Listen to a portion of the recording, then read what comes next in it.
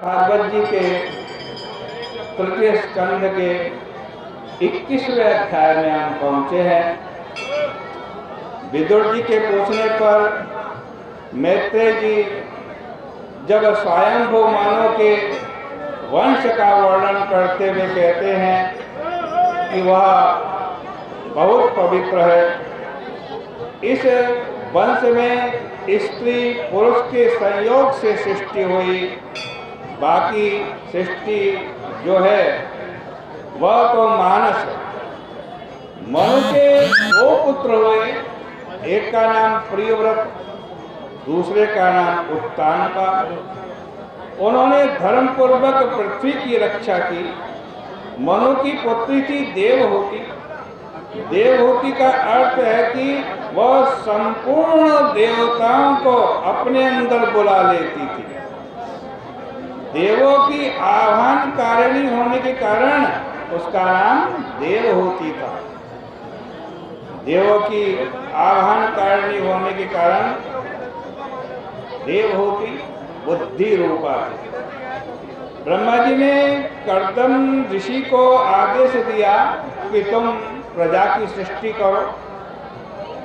कर्दम साक्षात आत्मदेव हैं।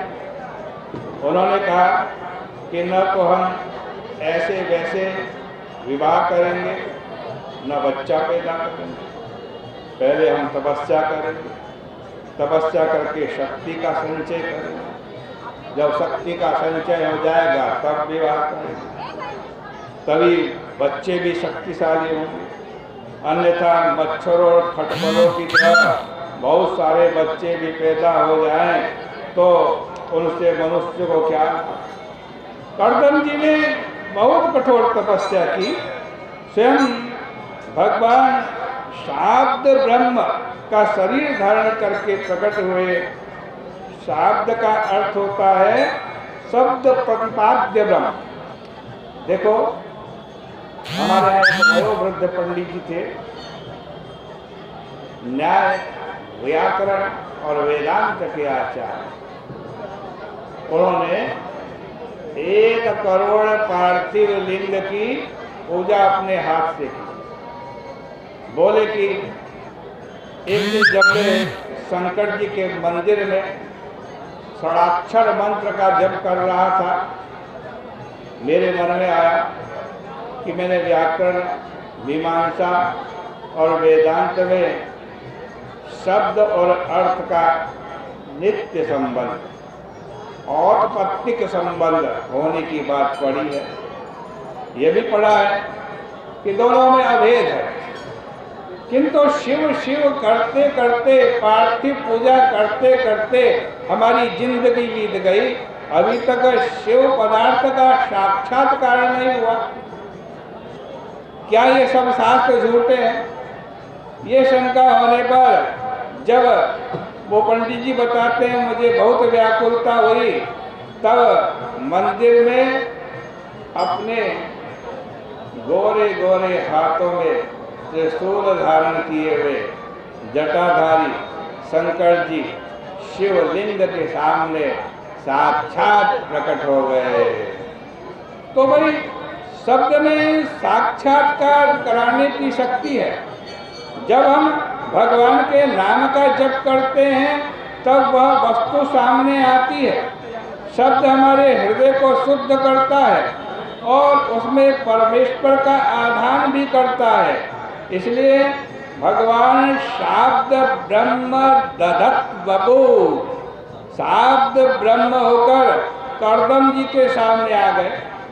वे बड़े ही आज निर्बल हैं, सूर्य के समान प्रकाशमान हैं और श्वेत कमलों की माला धारण किए हुए हैं। उनकी अलके स्निग्ध नीली हैं। उनके विग्रह पर पीतांबर है। वे किरीटी, कुंडल और शंख चक्र गदाधारी हैं। गरुड़ के कंधे पर उनके पांव हैं। उनको देखते ही कर्दम जी ने उनके चरणों को साष्टांग दंडवत प्रणाम किया और कहा कि बस आज हमारी आंखें सफल हो गई। आपके दर्शन से आज हमारे नेत्रों की संसिद्धि मिल गई, प्राप्त हो गई। जो लोग कहते हैं कि नेत्रों से भगवान के दर्शन नहीं होते, वे तो वैसे ही बोलते हैं जैसे कोई कहे कि अंगूर खट्टे हैं। अंगूर तक हाथ नहीं पहुंच रहा जिस व्यक्ति का, वो क्या कहता है? अंगूर तो खट्टे हैं। जिनको भगवान दर्शन नहीं होते कहते हैं आंखों से भगवान के दर्शन नहीं होते। प्रभु आपका दर्शन तो निश्चित रूप से मिलता है। माया से मारे हुए लोग अपनी कामना की पूर्ति के लिए आपकी आराधना करते हैं, लेकिन कामनाएं तो नरक में भी मिल सकती हैं। करदम जी ने आगे कहा कि सचमुच मैं करदम माने करदम कहते कीचड़ को, क्योंकि मैंने अपनी सरीखी एक पत्नी से विवाह करने के लिए आपकी आराधना की। मैं एक कानी कोड़ी प्राप्त करने के लिए कल्प वृक्ष के नीचे आया। महाराज, दुनिया तो आपके वचनों से बंधी है। मैंने आपकी पूजा करने के लिए ही तपस्या की। अब विवाह भी मैं आपकी पूजा करने के लिए ही करना चाहता हूँ। जो आपके चरणों के आश्रय में आ जाता है उसको काम का भय नहीं होता। भक्तों पर आपका कालचक्र काम नहीं करता। आप ही सृष्टि स्थिति प्रलय के स्वामी हैं। आप हम पर कृपा करें, हम आपके चरणों में नमस्कार करते हैं। अब भगवान अपने वचनामृत से करदम जी को सींचने लगे। उन्होंने उनकी ओर प्रेम और मुस्कान से देखा और कहा कि करदम जी, तुम्हारे मन की बात मैं पहले ही जानता हूँ। असल में जब कोई बात मन में आती है, भगवान कहते हैं उसको पहले ही मैं जान जाता हूँ, क्योंकि वह जहाँ से मन में आती है ना, उसके अंतरंग में, मन के अंतरंग में तो मैं ही बैठा हूँ। इसलिए तुमने जिस उद्देश्य से तपस्या की उसको मैं जानता हूँ। मेरी पूजा कभी व्यर्थ नहीं होती। तुम्हारे जैसा व्यक्ति हमारी पूजा करे तब तो कहना ही क्या। देखो, 7 समुद्र वाली पृथ्वी के एक छत्र सम्राट स्वयंभु मनु अपनी बेटी देवहूति और पत्नी शतरूपा के साथ तुम्हारे घर आने वाले हैं। उनकी बेटी अब विवाह के योग्य हो गई है। वह शील गुणान्विता, वह उम्र, शील और गुणों से समन्वित है। उसकी आंखें काली काली हैं, वह पति चाह रही है। तुम उसके मुकाबले में अपने को खराब मत समझना, तुम उसके अनुरूप हो। असल में वह तुम्हारा ही ध्यान करती रहती है, तुम्हारी खूब सेवा करेगी, उससे बच्चे भी खूब होंगे। उनके साथ गृहस्थ का सुख प्राप्त करके अंत में तुम मेरी आज्ञा के अनुसार संन्यास ग्रहण करोगे और मुझको प्राप्त हो जाओगे।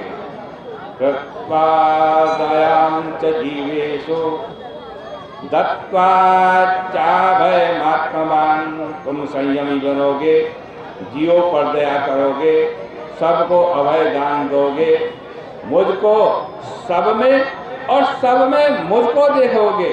मैं तुम्हारा बेटा बनूंगा और सांख्य दर्शन का प्रणयन करूंगा। इतना कहकर के भगवान अंतर ध्यान हो गए।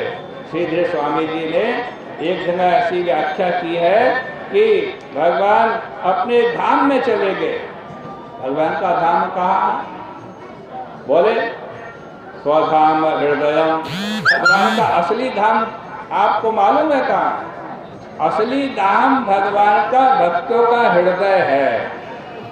जो भक्त का हृदय है ना, वही